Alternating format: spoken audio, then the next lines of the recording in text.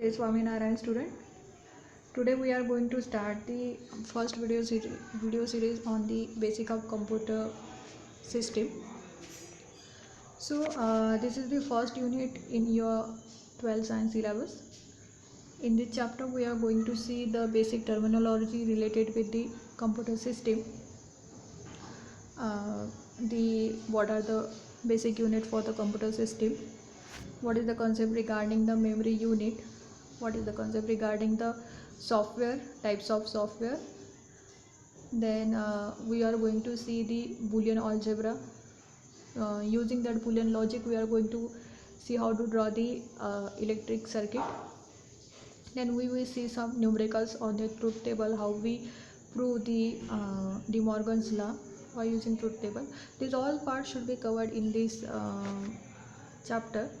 So this is the first video series on this chapter. So basic of computer organization, this is the first content from this unit, the basic of computer organization. So we know that the computer system in size, performance and the cost, okay, have been changing year by year, but the basic logical structure has not changed.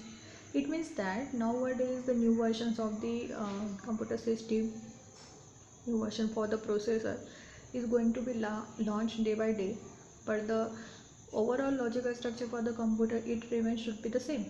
Okay, so there are the five content for this computer system. First is the input unit, then storage unit, processing unit, control unit and the output unit. Okay, you must be knowing what is the functions of this unit. In the earlier previously class you must be know the basic use of this unit. Then this is the basic building block for the computer system, where you can see we are going to provide some data through the input unit. Input unit like the keyboard we can say, okay, pen drive we can say.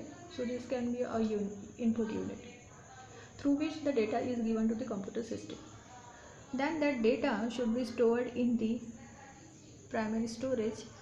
Okay, so secondary storage and primary storage, these are the part of memory. So whatever data we are giving to the input to this computer system, that should be stored in the memory. Then there is a control unit and arithmetic logic unit. Control unit, it controls all the functions through input unit devices to the output unit devices. Okay, and whatever the task assigned by the operating system, that should be monitored by this control unit. Arithmetic logic unit is used for performing the arithmetic operation like addition, subtraction, division, multiplication. So this is also important unit in the computer fundamental. Output unit is used for displaying the result. Okay, next is the input unit. Here you can see the data instructions are enter a computer through in input unit, which is the use of the input devices. Okay, it accepts the instructions and the data from the outside the world. It converts instruction and data to binary code. It supplied the converted instruction and data to computer system for their processor. It means that it converts the instruction, it takes the instruction from the input unit and it converts that instruction into the binary code. Okay, why it needs to convert into binary code? Because the machine understand only the machine language, that is 0 and 1 language.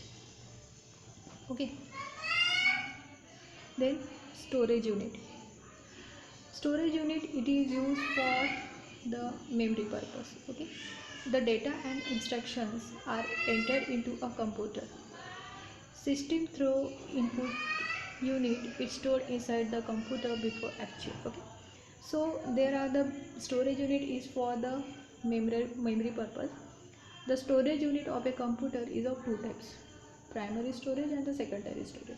What is meant by primary storage? The by default memory system's memory is called, we can say, the primary storage. Whatever the system having, all the data should be present in the primary storage, primary memory, that is a RAM.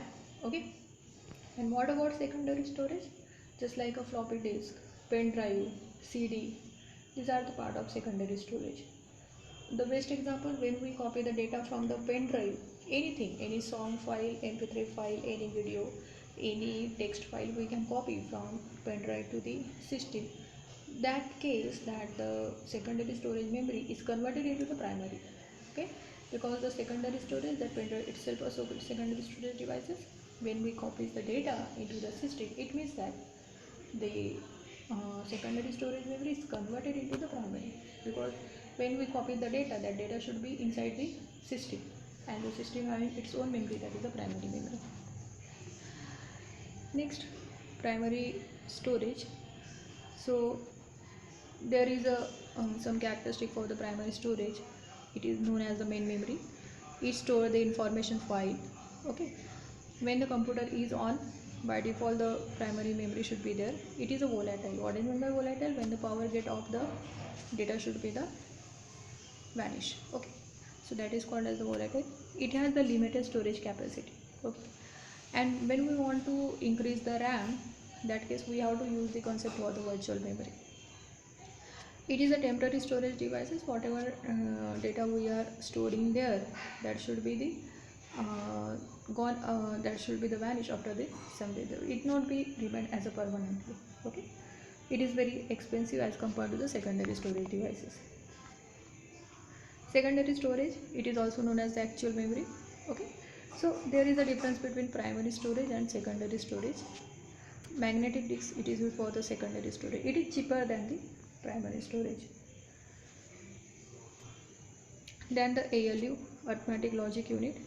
It is the place when actual execution of instruction and data takes place during the processing operation. Okay, whatever the calculation are performed, that all the comparison that takes place inside the ALU. That is the main function of the arithmetic logic unit. You must be knowing earlier what is the use of ALU. Then control unit. It is called as the, just like the nervous system, central nervous system. It control the and coordinate the entire the computer system. Okay, so it acts as a boss of the computer system, we can say. Then CPU, central processing unit. It is the combination of control unit and the arithmetic logic unit. Both units should be combined and the CPU generated. It is the brain of computer. All the major calculation and the comparison takes place inside the CPU. Okay. So it is responsible for activating and controlling the operation of other unit. Output unit, we know that whatever the computer world with binary code and putting the result in the binary form. Okay, when the data is done and the output is generated, that the result should be out, that should be from the output unit. So these are the basic fundamental parts of the computer system.